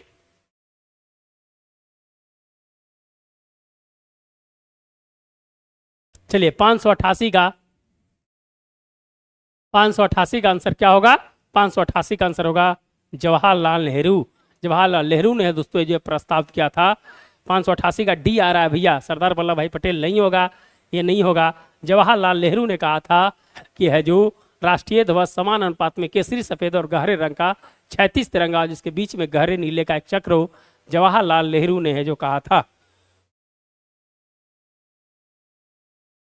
चलिए, भारत के संविधान में निम्नलिखित उपबंध में से कौन से 26 नवंबर 1949 से प्रभावी हुआ? निर्वाचन, नागरिकता, आपात उपबंध, न्यायाधीशों की नियुक्ति। जो दोस्तों है जो 26 नवंबर 1949 को है जो कौन सा है जो आर्टिकल है जो लागू कर दिया गया था? निर्वाचन, नागरिकता, आपात उपबंध, न्यायाधीश की नियुक्ति। नीचे दिए गए कूट का प्रयोग कर सही उत्तर चुने। 1 1 2, 1 2 3, 2 4।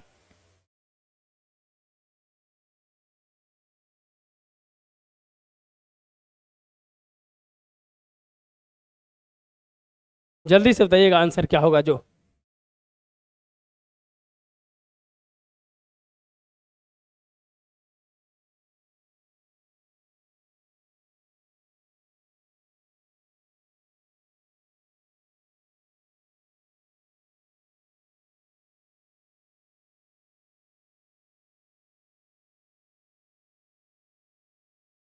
589 का आंसर क्या होगा?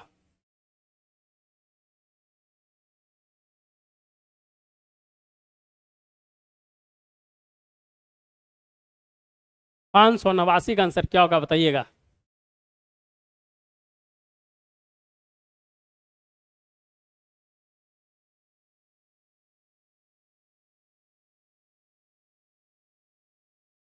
जल्दी बताइए 589 का आंसर क्या होगा।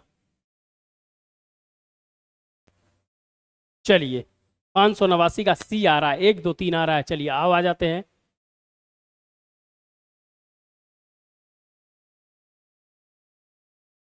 चलिए यह है दोस्तों, निर्वाचन लग गया था, नागरिकता, यही दो आया था दोस्तों। एक और दो है जो लागू कर दिया गया था।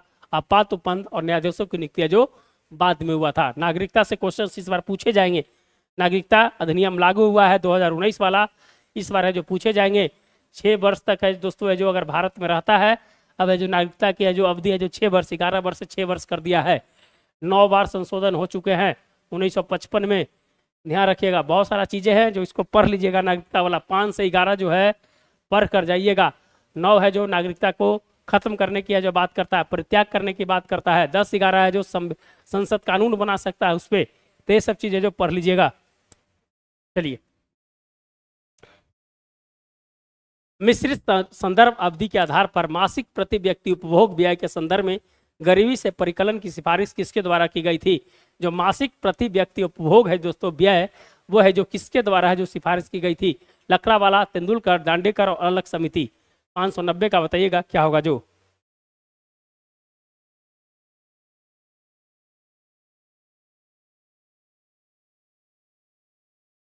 590 का बताइएगा क्या होगा। मिश्रित संदर्भ अवधि के आधार पर मासिक प्रति व्यक्ति उपभोग व्यय के संदर्भ में गरीबी के परिकलन की सिफारिश किसके द्वारा की गई थी। लकड़ावाला समिति, तेंदुलकर समिति, दांडेकर समिति और अलग समिति। चलिए बताइएगा, 1 2 क्वेश्चन सॉल्व करवाएंगे।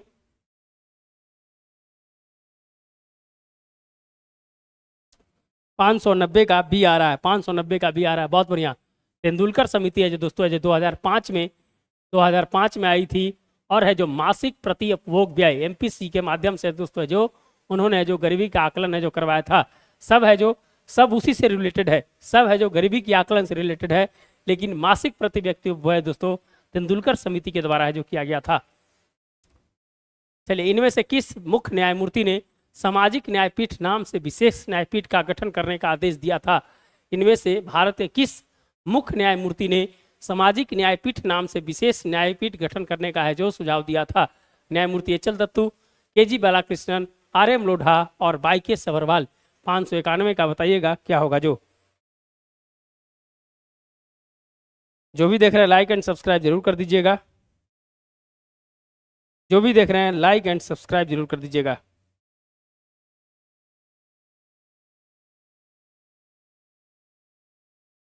591 का बताइएगा क्या होगा जो।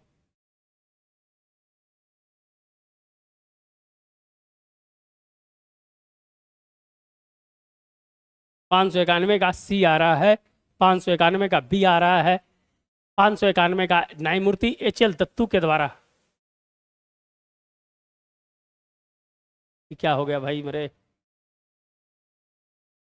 हाँ हाँ, क्या हो गया।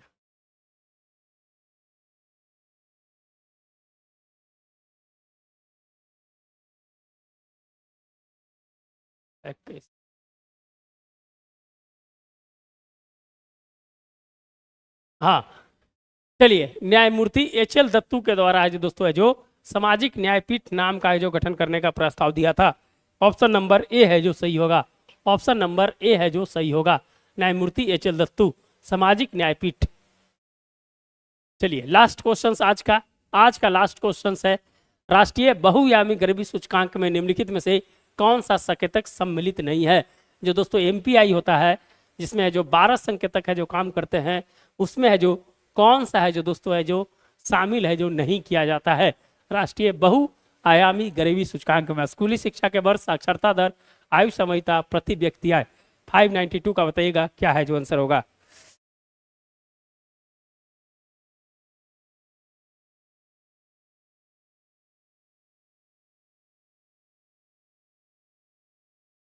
जो भी देख रहे हैं लाइक एंड सब्सक्राइब जरूर कर देंगे। जो भी देख रहे हैं लाइक एंड सब्सक्राइब जरूर कर देंगे।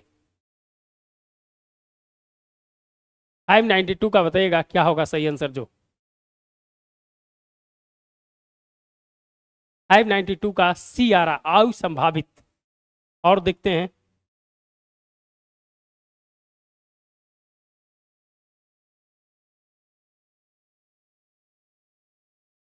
चलिए नहीं, 592 का 10 देख लीजिएगा, ये इस बार क्वेश्चन पूछे जाएंगे, क्योंकि है दोस्तों बिहार में भी है 3.7 करोड़ है जो बाहर निकले हैं, तो कितना ये चीज है पूरा डेटा जरूर है जो देख लीजिएगा। बहुआयामी गरीबी सूचकांक का 25 करोड़ के आसपास बाहर निकले हैं, वो भी है जो देख लीजिएगा। कौन सा राज्य में सबसे ज्यादा निकला वो भी देख लीजिएगा। शहरी में 5.7 करोड़ बाहर निकला, वो भी परसेंट में है, वो भी देख लीजिएगा। 13 पॉइंट के आसपास है जो ग्रामीण है, वो भी देख लीजिएगा। तो ये है जो इंपॉर्टेंट है, जो बहुत है, इससे क्वेश्चन है जो पूछे जाएंगे इस बार। चलिए चलिए, जो भी देख रहे हैं लाइक एंड सब्सक्राइब। प्रति व्यक्ति आय है जो दोस्तों इसमें शामिल है। चलिए एक क्वेश्चन और करवा देते हैं। चलिए, इनमें से किस राजनीतिक नेता ने राजनीतिक संगठन के रूप में भारतीय राष्ट्रीय कांग्रेस को भंग करने और लोक सेवक द्वारा इसे प्रतिस्थापित करने का सुझाव दिया था? वल्लभ भाई पटेल, अंबेडकर, एम.के. गांधी, जवाहरलाल नेहरू, बताइएगा। जो भी देख रहे हैं लाइक एंड सब्सक्राइब कर देंगे मेरे भाई। जितना भी वीडियो है जो हम क्वेश्चंस करवा रहे हैं उसको जरूर फास्ट फॉरवर्ड में देख लीजिएगा, एक बार फास्ट फॉरवर्ड में एक बार जरूर देख लीजिएगा, आपके लिए बहुत है जो कारगर साबित होगा वो। 593 का सी आ रहा है।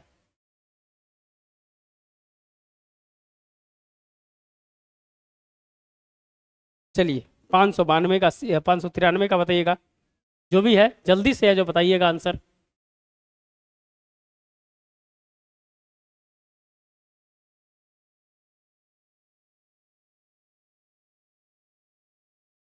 पाँच सौ तिरानवे का सी, बहुत बढ़िया, एम.के. गांधी। चलिए जो भी क्वेश्चन है करवा ही देते हैं, और क्या। प्राचीन भारत में निम्नलिखित में से किन्हें थेरी के रूप में जाना जाता है? देह महिलाएं, बौद्ध धर्म की वरिष्ठ साध्वी, विष्णु पद से बंधित महिलाएं, बौद्ध धर्म से निष्कासित महिलाएं, किसे है जो दोस्तों थेरी कहा जाता था? बताइएगा। थेरी है जो किसे कहा जाता था, बताइएगा। जितना भी हम आपसे रिक्वेस्ट करेंगे कि जो भी वीडियो है 45-46 को अभी तक वीडियो टोटल बना है, और पहले का वीडियो है करंट अफेयर्स का, सब फास्ट फॉरवर्ड में एक बार जरूर देख लीजिएगा। आपके लिए सब चुनिंदा क्वेश्चन है जो बीपीएससी में जो पूछा जाएगा, और करीब करीब 50 से 60 क्वेश्चन डायरेक्ट लड़ेंगे क्वेश्चन, ये जान लीजिएगा। चलिए जो भी देख रहे हैं लाइक एंड सब्सक्राइब जरूर कर दीजिएगा। 594 का बी आ रहा है। हाँ, बौद्ध धर्म की वरिष्ठ साध्वी को है जो दोस्तों है जो थेरी कहा जाता था। चलिए 595 आ जाइए। सर्वेंट ऑफ इंडिया सोसाइटी के किस सदस्य ने 1914 में इलाहाबाद में सेवा समिति की स्थापना की थी? श्री राम वाजपेयी, हृदयनाथ कुंजरू, एम.जी. बाजे और श्रीनिवास शास्त्री। 595 का बताइएगा क्या होगा जो।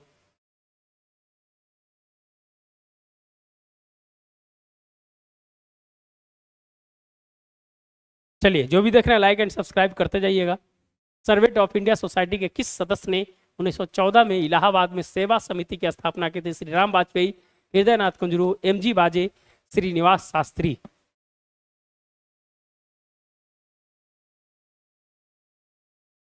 595 का बी, बहुत बढ़िया, 595 का बी आंसर आ रहा है, हृदयनाथ कुंजरू। यही है दोस्तों है जो आपके है जो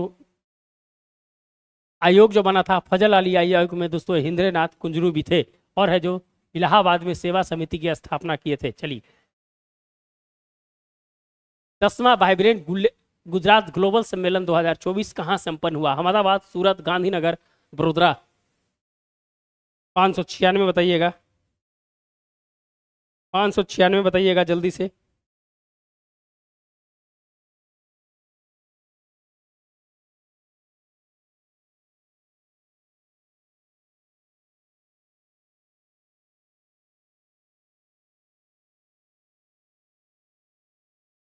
पाँच सौ छियानवे का सी, गांधीनगर। चलिए बहुत बढ़िया। चलिए यही है जो छोड़ते हैं दोस्तों, यही है जो यहीं पर है जो छोड़ते हैं। क्या हो गया?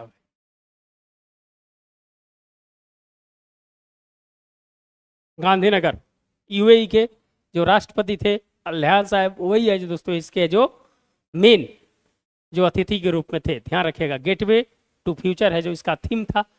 चलिए तो आज का सफर को यहीं खत्म करते हैं, कल फिर मिलेंगे। जो भी देख रहे थे लाइक एंड सब्सक्राइब जरूर कर दीजिएगा। क्वेश्चंस बहुत ही महत्वपूर्ण है, बीपीएससी में बहुत ही महत्वपूर्ण क्वेश्चंस है जो आपको इससे आने वाला है। सभी क्वेश्चन सभी जगह से क्वेश्चंस को कलेक्ट करके है जो आपके सामने रख रहे हैं, बहुत ही महत्वपूर्ण है।